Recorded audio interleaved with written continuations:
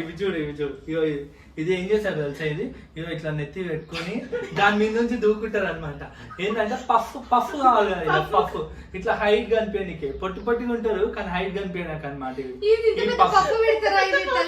ఇది జుట్టు, ఇగో చూడు జుట్టు పాము జుట్టు లాగా ఉంది.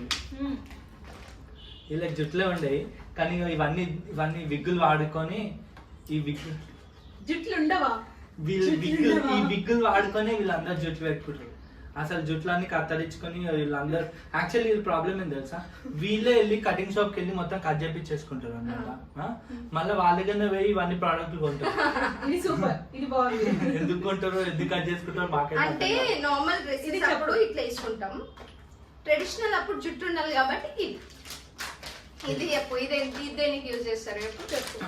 ఇది కలంకారీ. కలంకారీ సరే, కలంకారీ దేనికి